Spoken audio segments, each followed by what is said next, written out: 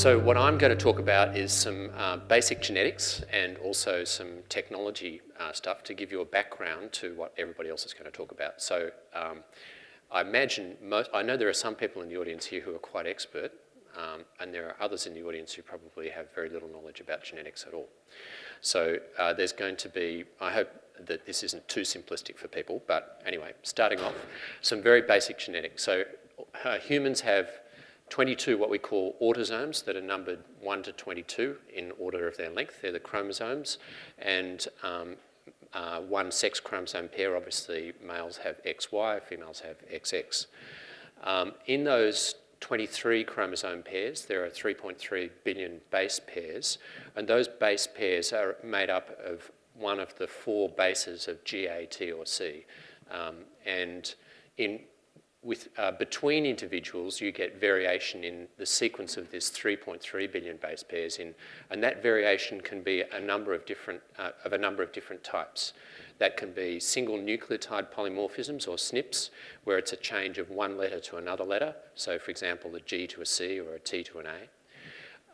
Or you can have insertion deletion. So an insertion or deletion is where you have maybe 2 to 50 or more bases that have been actually added into the sequence or deleted from the sequence.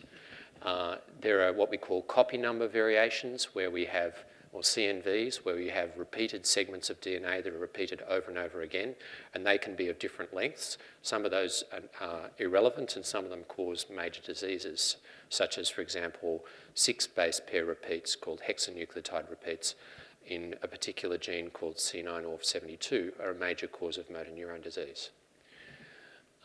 Then we have other sorts of variants which are larger. So we have large structural variants where bits of chromosomes, entire segments or arms of chromosomes move from one chromosome to another, or aneuploidy, where you actually get whole chromosomes being duplicated, such as, for example, in the trisomies, like trisomy 21 for Down syndrome. And you can imagine that each of these require different detection methods to pick them up, and each have different effects or magnitude of effects, although even though these are pretty much the smallest change, they can have really major effects on individuals. So the genome is actually largely stable in humans, so that all cells in a human pretty much have the same sequence. There are some exceptions being identified to that now, but largely it's true that all cells in a human have the same sequence, but except where mutations occur. And each cell, or many cells in the body do carry mutations, and when they do occur, they're more likely to result in dysfunction or cancers, for example. The genome is little affected by environmental effects, so it's largely stable to the environment, and it's inherited directly from generation to generation, so that the sequence from parents to children, a father or mother has 50% similarity with their child, and the child inherits the other 50% from the parent. But there isn't much variation, apart from mutation, that Emma will talk about, from generation to generation. So there's a thing called epigenetic variation, which many people will have heard of, and there's a lot of publicity about that at the moment, because we're just developing tools to be able to investigate that. And that's epigenetic variation means changes in the chemical structure of DNA other than the base sequence. So not a change in the G, A, T, or C, but other parts of the DNA and chromosomes. And the most common types are either methylation of bases, so addition of a CH3 or methyl group, and that can be added to any of the bases, but most commonly is added to cytosines. And the other major change is acetylation of histones. So histones are proteins around which DNA coils, and when they're acetylated, it affects the tightness of how the DNA wraps, and that affects whether or not the DNA that's wrapped around that histone and nearby can actually be transcribed and then translated from RNA to protein. Now, the epigenetic variation differs from the genetic variation in that it can vary substantially in response to environmental effects and between tissues. So the epigenetic sequence of one type of cell and another can be quite different, and it responds to things in the environment. So, for example, cigarette smoking has an absolutely massive effect on epigenetic variation, and you can quite accurately predict how much somebody has smoked by the amount of epigenetic variation. It is inherited from generation to generation, but not as rigidly as the DNA sequence is, so that there's roughly a 50 to 60% similarity from generation to generation of epigenetics, rather than the 100% similarity of the genetic sequence. Okay, so when we're doing analysis, we use either what we call genotyping or sequencing. And genotyping differs from sequencing in that genotyping tests the variation at individual points in the genome. And we can do that by methods which look at a single point at a time, like one experiment measures one base, like most commonly used method is TaqMan. Or you can use methods which look at multiple different point variations at a time, maybe up to hundreds of bases. And the most commonly used method there is something called sequenome. Or you can look at absolutely millions of bases at a time, and that typically uses SNP microarray genotyping technology, of which the two most common providers are either Illumina or Affymetrix. And these basically measure single nucleotide polymorphisms. This is a microarray genotyping slide, so you can see from my finger that it's roughly the same size as a microscope slide, and you can get up to 10 million SNPs onto a single one of these. And these chips initially cost quite a lot, but now to do a single individual for maybe a $250,000 SNPs is roughly $40 worth of consumables, so it's pretty cheap. DNA sequencing is the other method that we predominantly use, and that's divided up into two different types. One is what's called Sanger sequencing, which is the traditional sequencing that's been done for roughly 30, 40 years. And it looks at short segments of the DNA, typically less than 1,000 base pairs in length. So it reads off segments of maybe 200 to 1,000 bases in length. And that's a very widely used standard laboratory technique. The revolution that's happened in sequencing since around 2007 or so has been what we call next generation or massive parallel sequencing, or sequencing by synthesis. That's one type of it. And this is basically a method that's enabled whole genome sequencing to be done routinely and at low cost, relatively low cost. These sequences basically will sequence anything that you put into the machine, and so therefore you have to have a way of actually targeting the sequencer to read off sequences of particular regions, unless you want to sequence the entire genome. And I'll talk a little bit more about that basically you can sequence either by what we call amplicon sequencing, where you PCR up the bit that you want to sequence, or by capture methods where you pull down the bit that you want to sequence. And they can sequence either DNA or RNA. So if you're sequencing DNA, you're looking for mutations in cancers or heritable mutations from individual to individual. If you're looking at RNA, it's the bit which has been transcribed from the exons, particularly, although non-coding RNA is transcribed from the other bits. And that's done for gene expression studies, or to look where genes have been combined together to make what we call a fusion gene. So this is Sanger sequencing. And that used to be done by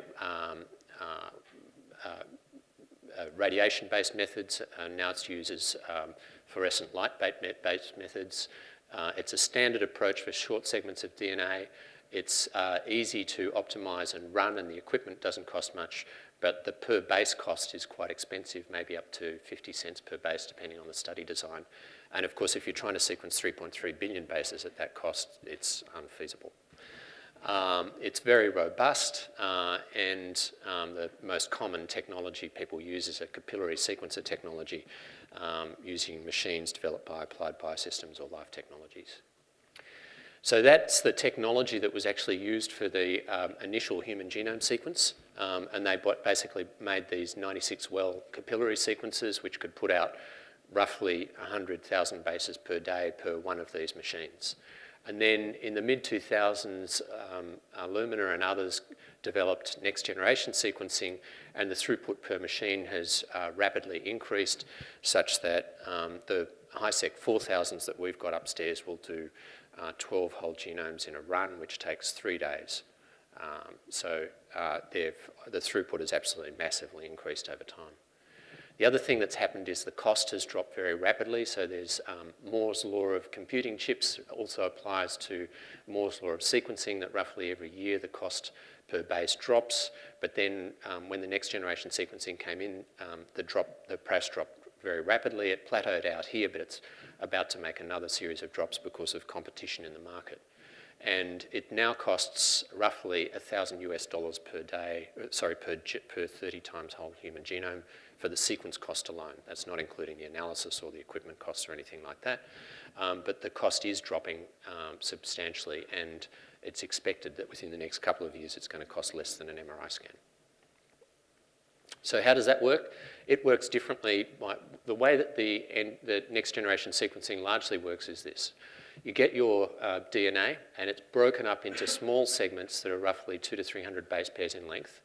And then they're chemically processed and applied to what they call a flow cell, which is roughly the same size as the microarray chip that I showed you before. And then these processed bits of short DNA are called libraries, and then they form onto the flow cell and amplified further into what are called clusters, which are little groups of amplified collections of those libraries. And on one of those flow cells, you might have maybe 4 or 5 billion of these clusters, each one of which has its sequence read off by the Illumina machine in reads of maybe anywhere between 50 and a couple of hundred bases in length. And then what happens is that has to be put together to make one genome. And the way we do that is by aligning those little bits of DNA against what's called a reference genome and basically tiling them up against the reference genome. So you can imagine that where you have only short bits of DNA, that those bits are harder to align against the reference genome because they might actually align at multiple points in the genome. Whereas if you get longer bits of DNA, they tend to be unique in sequence to one part of the genome. So that the longer the reads have got, the easier it's been to actually align the bits of DNA. And that also has the implication that bits of the DNA where there's a lot of repetition, such as the CNVs that I mentioned earlier, very difficult to sequence. So when people talk about a whole genome sequence, they don't actually mean a whole genome.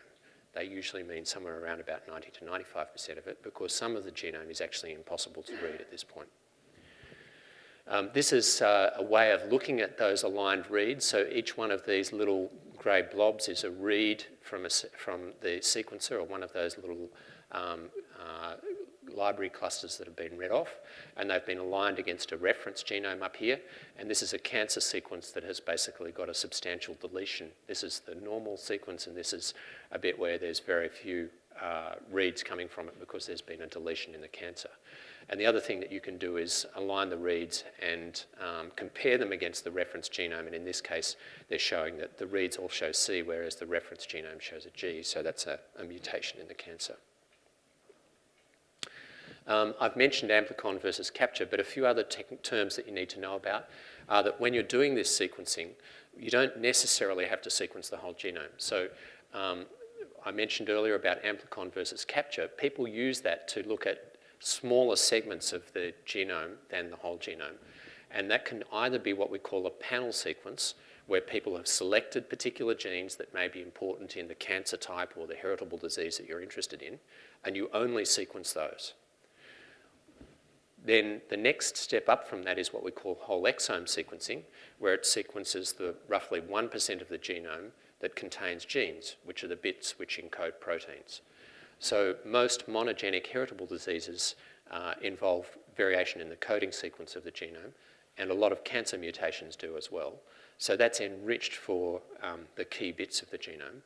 And then the next thing you can do is whole genome sequencing, and others are going to talk about the relative advantages and disadvantages of those. The other bit of technology that I want you to know about, because it is here and available at TRI, is that we have a new form of sequencer which does much longer reads than those Illumina read sequences. So this sequencer can do up to even 20 kb, or in their development, 50 kb reads. And those are much more easy to uniquely align to the genome, and they will read through bits of the genome that are highly repetitive. And where there's been mutations that have occurred where the reference genome no longer, where the the sample that you're sequencing no longer resembles the reference genome, you can still actually read that. And so this has got particular uses for cancer sequencing or for new genomes like microbial genomes that where you may not necessarily have a reference genome. It's called a Pacific Biosciences sequencer. So it's going to be particularly useful for cancer and microbiology sequencing, and it also has the advantage that it can read off the epigenetic variation at the same time as it can read off the genetic variation. The disadvantage is that it's much more expensive and would cost roughly $50,000 for a whole genome sequence to be done through this versus maybe $3,000 or $4,000 through the machines we've got upstairs at the moment. This is an area which is rapidly moving along, and this is just a, I think, almost science fiction slide, except that these are actually now beginning to be marketed.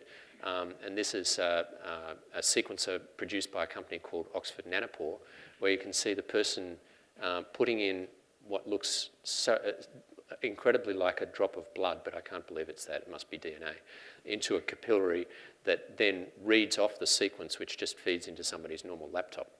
I mean, I'd like to think this is going to work large scale. Apparently this does work for short segments and can be used for microbial sequences and things. But this is, you know, on the horizon 5 to 10 years off. And once this happens, then the possibility of really widespread use of sequencing in clinical practice is going to be right with us. Although I think the costs have come down, that for particularly serious diseases, it's going to be quite widely used anyway.